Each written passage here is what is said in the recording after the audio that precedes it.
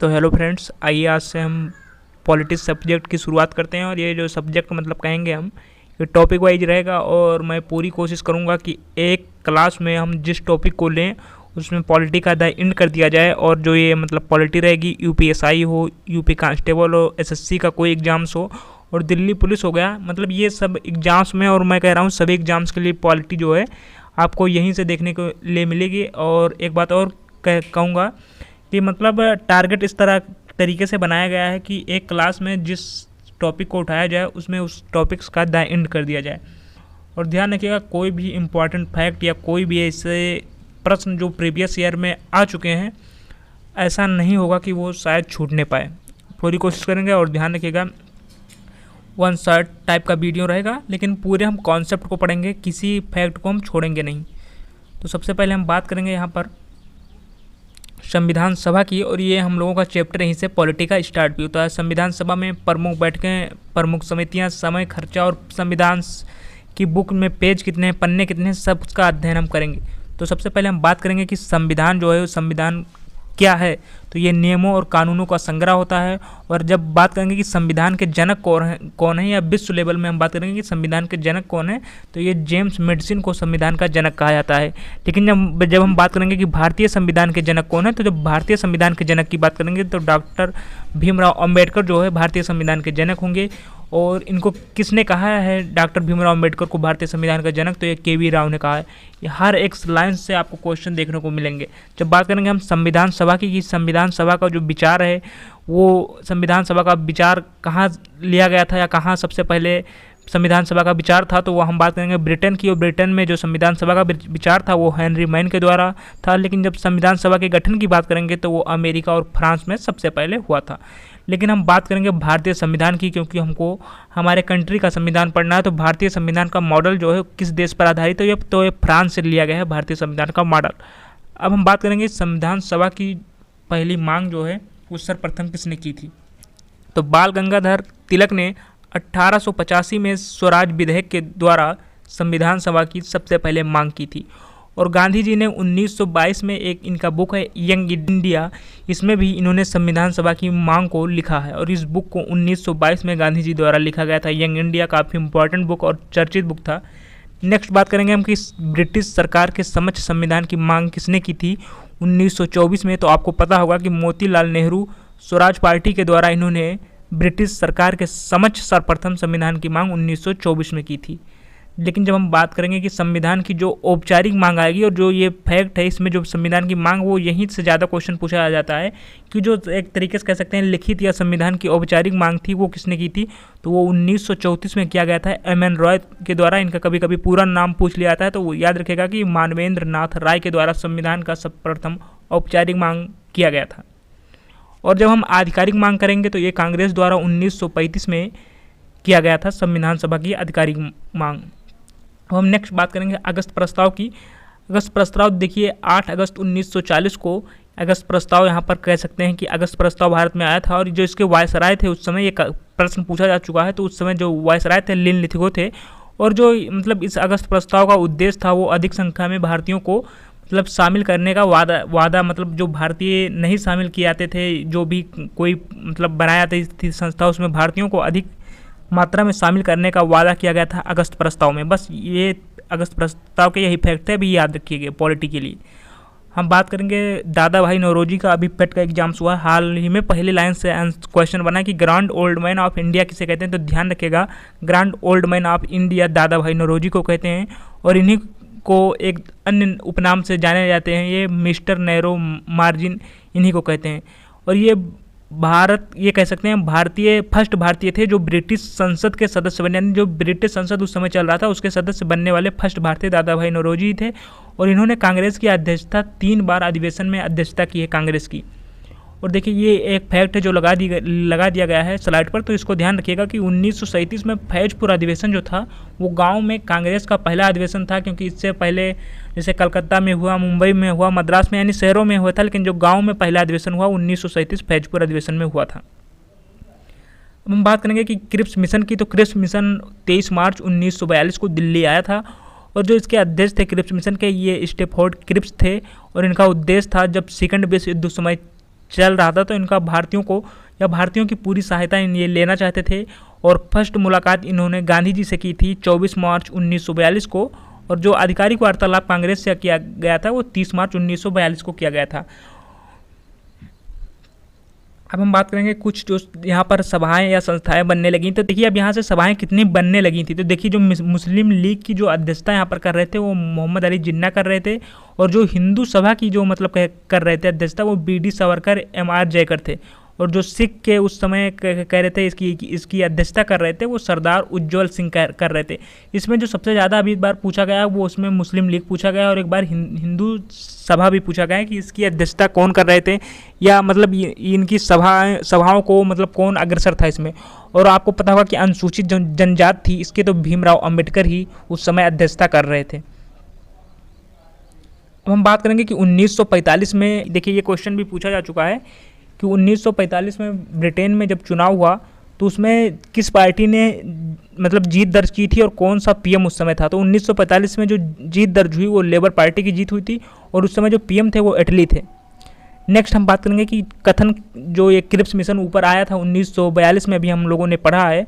ये मतलब जब यहाँ क्रिप्स मिशन भारत में आया तो लोगों के अनेक मतलब कथन थे कि क्रिप्स मिशन का उद्देश्य क्या है या कैसा है।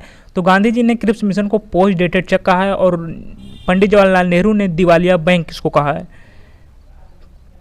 देखिए दिवालिया का अर्थ होता है मतलब जिसके पास कुछ ना हो। कैबिनेट मिशन का अगर हम बात करेंगे तो कैबिनेट मिशन 24 मार्च 1946 को आया था, और संविधान बनाने का जो मतलब कह सकते हैं कि उद्देश्य था या जो प्रस्ताव था वो कैबिनेट मिशन के ही द्वारा आया था। ये 24 मार्च 1946 को आया था। इसमें 3 लोग मतलब थे, 3 लोगों की या 3 लोग सदस्य कह सकते हैं थे। इसमें अध्यक्ष जो था इसका पैथिक लॉरेंस था, और ये भारतीय सचिव भी था उस समय।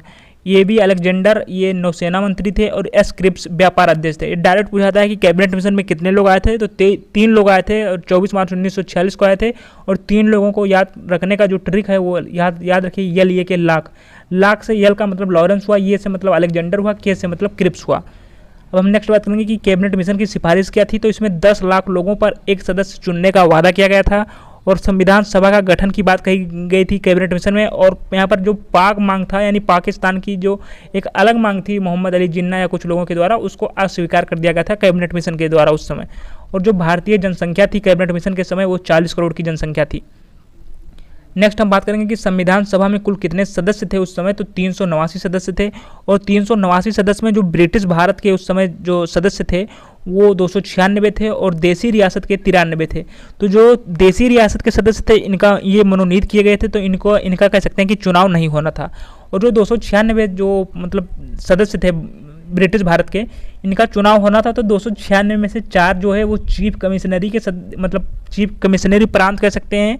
तो चीफ कमिश्नरी जो प्रांत था उसमें दिल्ली था, कुर्ग यानी जो कर्नाटक वर्तमान समय में, अजमेर मारवाड़ था, और बलूचिस्तान। ये 4 चीफ कमिश्नरी हो गए, और जो प्रांत 292 बचे। अब इन 292 प्रांत की अगर हम बात करें तो इसमें कितनी सीटें किसको मिली। तो देखिए 296 टोटल चुनाव हुआ, जिसमें 4 चीफ कमिश्नरी क्षेत्र था। डायरेक्ट पूछा था कि चीफ कमिश्नरी क्षेत्र कौन सा था और कौन सा नहीं था।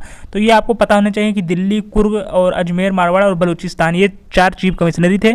और जो अगर हम चुनाव की बात करेंगे कि जुलाई अगस्त 1946 में इसका चुनाव हुआ था, ये भी क्वेश्चन डायरेक्ट पूछा जाता है कि संविधान सभा का चुनाव कब हुआ था। तो जुलाई और अगस्त 1946 के बीच हुआ था। 296 सीटों पर मैंने आपको बताया कि चुनाव होना था, क्योंकि 93 सीट जो सदस्य थे वो मनोनीत किए गए थे, देसी रियासत से थे। तो इसमें 296 में जो कांग्रेस को मिली थी वो 208 सीटें मिली थी। और देखिए 199 + 9 लिखा है, इसका मतलब जो कांग्रेस अपने बल पर मतलब सीट हासिल की थी वो 199 थी। लेकिन कांग्रेस में कुछ लोगों का अलायंस यानी सहयोग था, तो 9 सीटें और मिलाकर, लेकिन आपको जब देखने को मिलेगा तो 199 + 9 कहीं देखने को नहीं मिलेगा, आपको डायरेक्ट 208 मिलेगा देखने को। और जो मुस्लिम लीग को सीट मिली थी वो 73 सीट उस समय मिली थी। तो 208 73 हो गए, और जो बचा सीटें वो 15 सीटें 296 में से अन्य को मिली। अब हम नेक्स्ट बात करेंगे कि संविधान सभा में उस समय जो सामान्य सीटें कितनी थी, मुस्लिम, सिख और देखिए तो जो सामान्य जो कह सकते हैं लोग थे वो 213 लोग थे। मुस्लिम की बात करें तो 79 लोग थे, और जो सिख की बात करेंगे तो 4 लोग थे, या 4 कह सकते हैं सीटें थी। और अगर महिलाओं की बात करें, देखिए ये क्वेश्चन पूछा जा चुका है कि संविधान सभा में महिलाओं की संख्या उस समय कितनी थी, तो 15 महिलाएं थीं।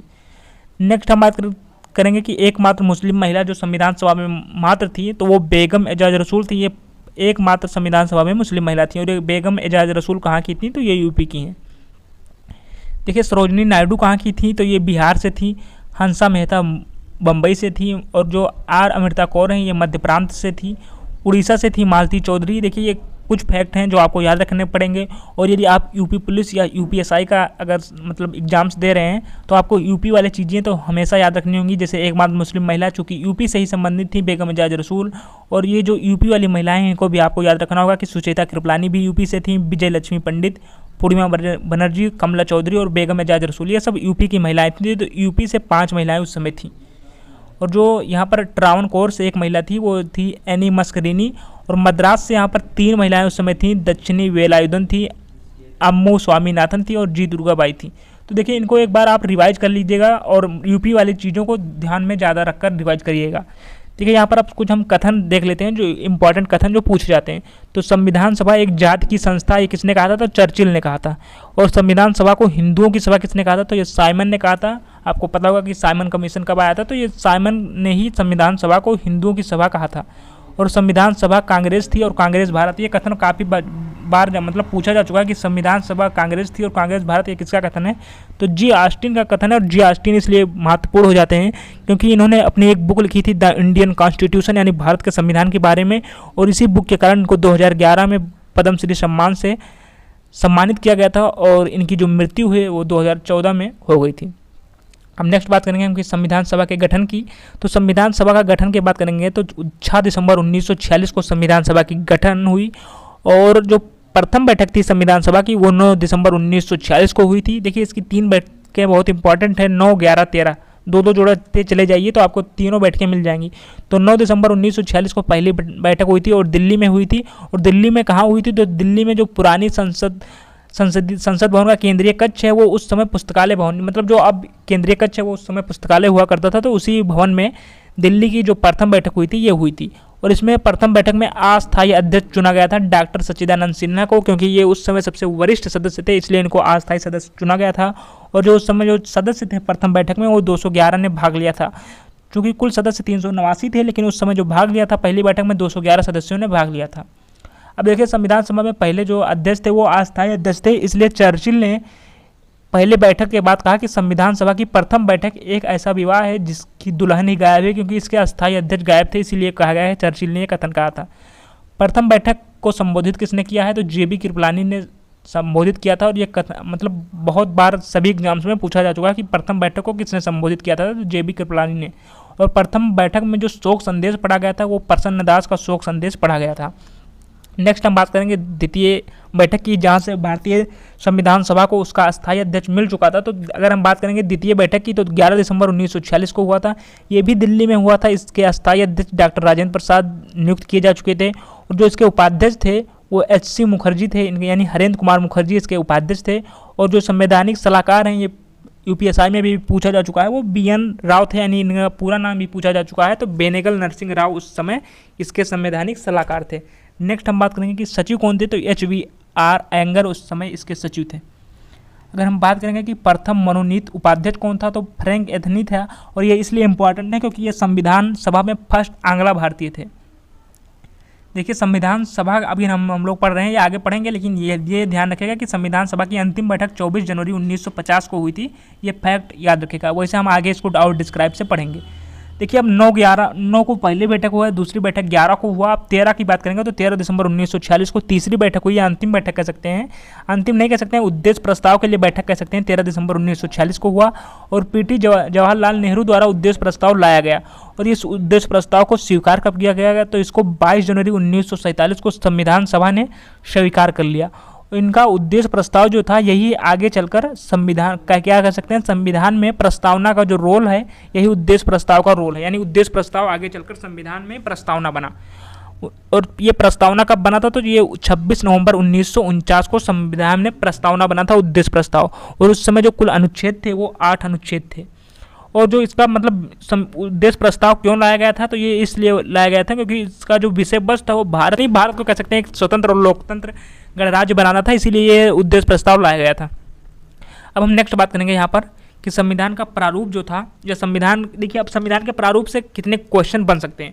देखिए यहाँ पर बात करेंगे कि संविधान का प्रारूप जो था वो किसने पेश किया था, तो संविधान के अगर प्रारूप की बात करेंगे तो पेश किसने किया था, तो ये BN राव यानी बेनेगल नरसिंह राव ने अक्टूबर 1947 में पेश किया गया था। और देखिए जो पहला मतलब जांच कमेटियाँ बनाई गई थी उसमें बताया गया था कि 243 आर्टिकल होने चाहिए, अनुसूचियाँ जो होनी चाहिए वो 13 होनी चाहिए, ये जाँच के लिए मतलब भेजी गई थी एक तरीके से कह सकते हैं। और यहाँ पर देखिए एक जो क्वेश्चन यहाँ पर बनता है, यहाँ पर लिखा है प्रारूप समिति। देखिए प्रारूप समिति के बहुत नाम है, प्रारूप समिति को ही मसौदा समिति कहा जाता है और पांडुलेखन समिति भाई इसी प्रारूप समिति को कहा जाता है। तो प्रारूप समिति, पांडुलेखन या मसौदा समिति तीनों मतलब एक है। इसका जो चुनाव हुआ था या कब बना था, प्रारूप समिति कब बना था, तो 29 अगस्त 1947 को डायरेक्ट क्वेश्चन पूछा गया और इसके अध्यक्ष भीमराव अम्बेडकर थे, तो ये डायरेक्ट क्वेश्चन पूछे गए।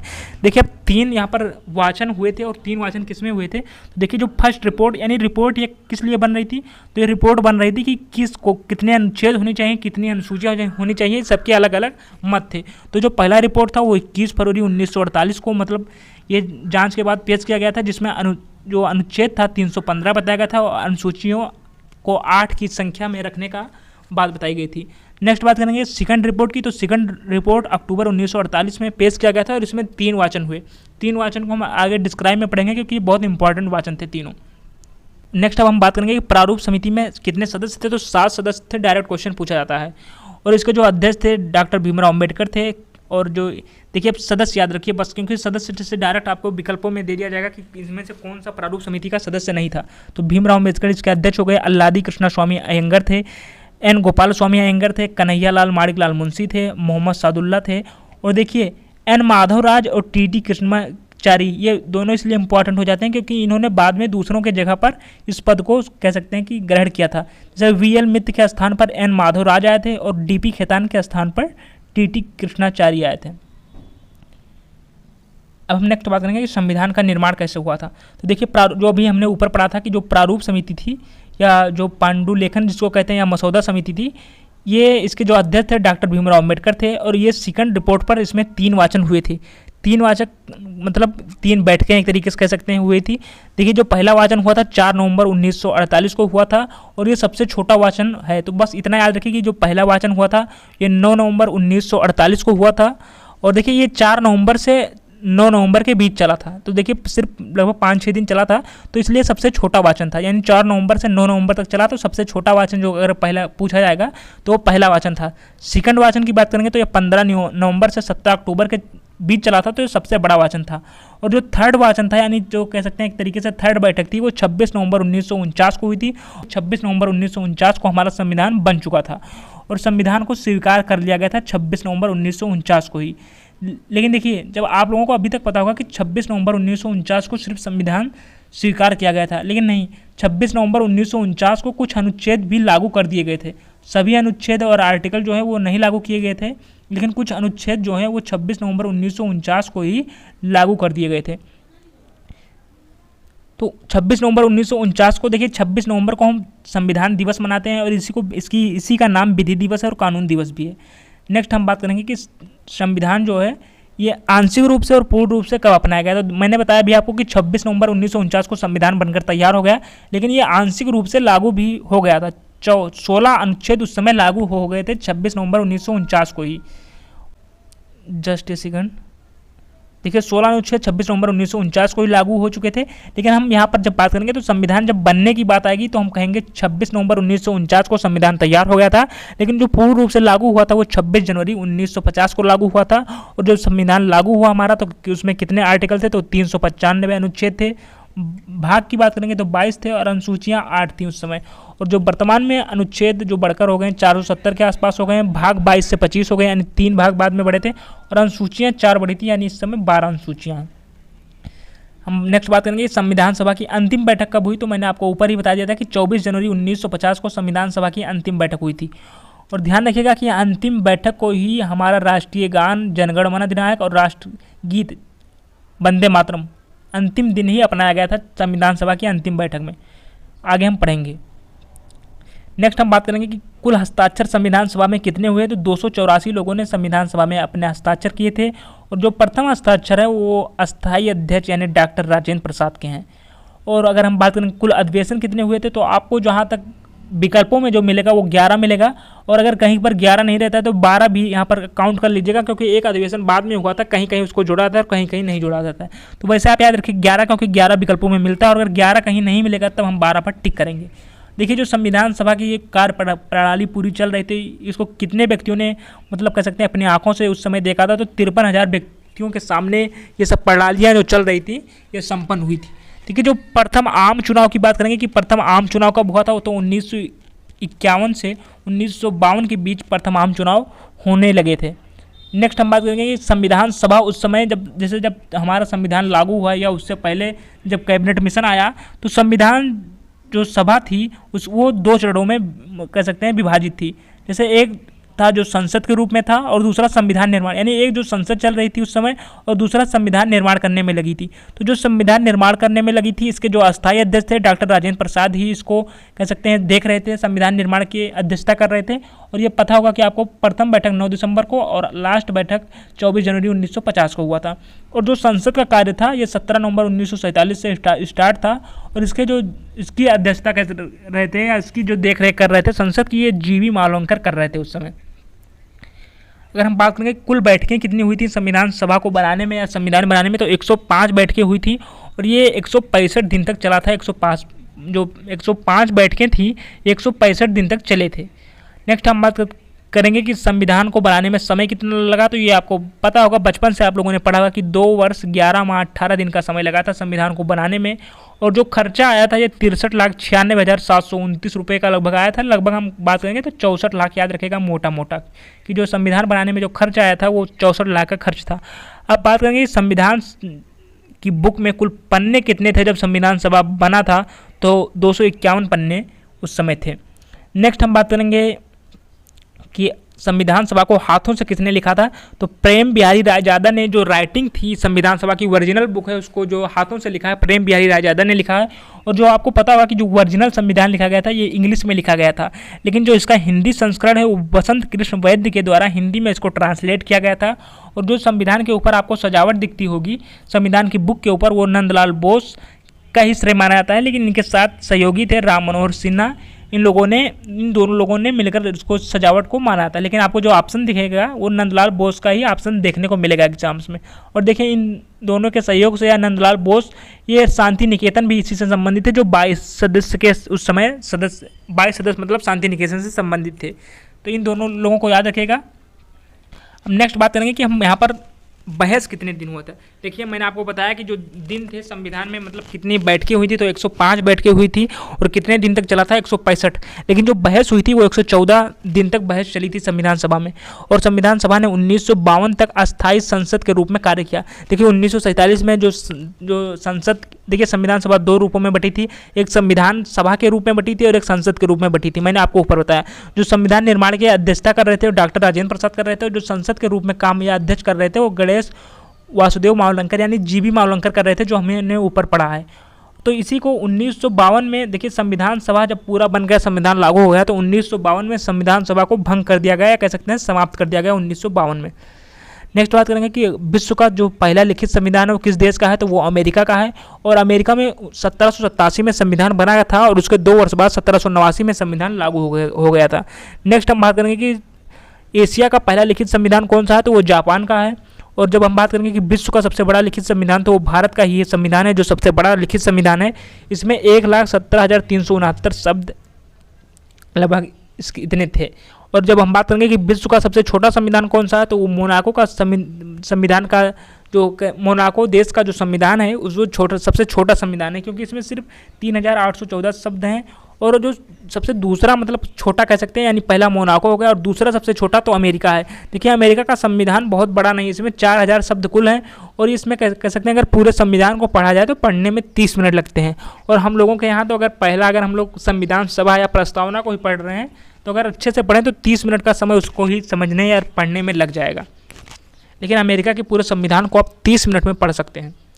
देखिए सबसे नया संविधान अगर बात करेंगे तो क्यूबा की थी। और देखिए अब उस समय की जो सबसे इंपॉर्टेंट समितियां थी ये हर एग्जाम्स में पूछी जाती हैं।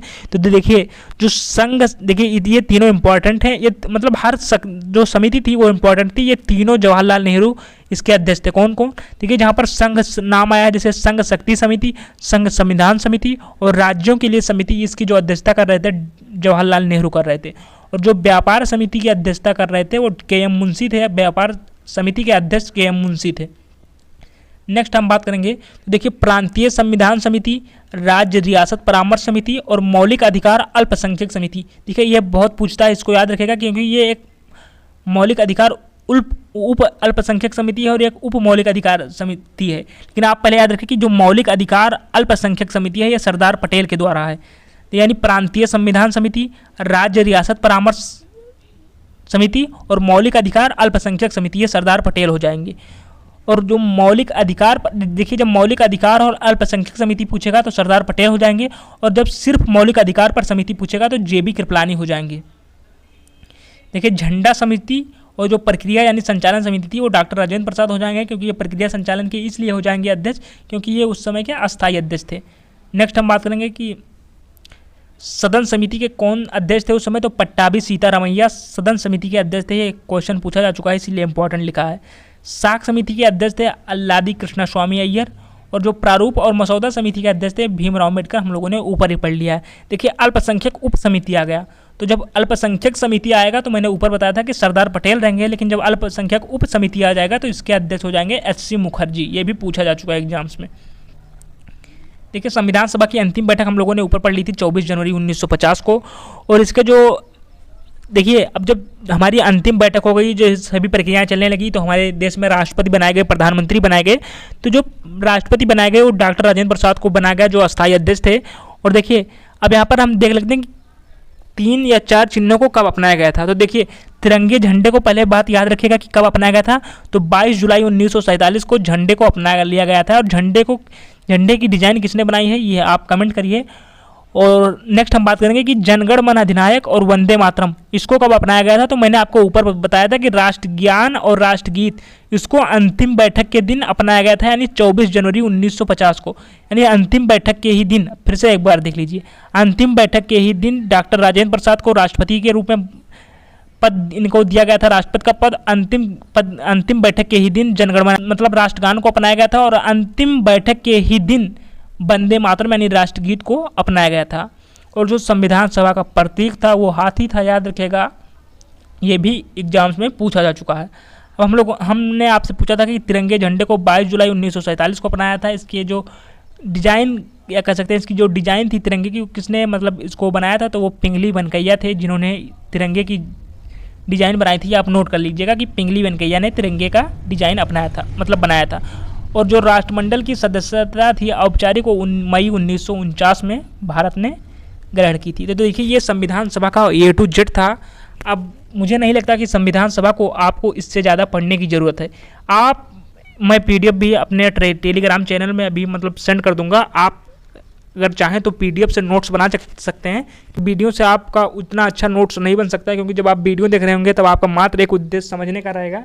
और देखिए ये थी पॉलिटी की पहली क्लास, और पूरी क्लास में मैंने अपना 100% दिया है। लेकिन आप एक बार PDF से ये मतलब जो हम लोगों ने नोट्स यहाँ पर अपने हैंड रिटन है, मेरे नोट्स हैं, तो ये नोट्स मैं अपनी टेलीग्राम चैनल पर सेंड कर दूंगा। तो अगर आप नोट्स बनाना चाहें तो मतलब इस PDF से बना लीजिएगा, और अगर आप रिवीजन करना चाहते हैं तो सिर्फ PDF से ही यानी ऑनलाइन रिवीजन कर सकते हैं। धन्यवाद।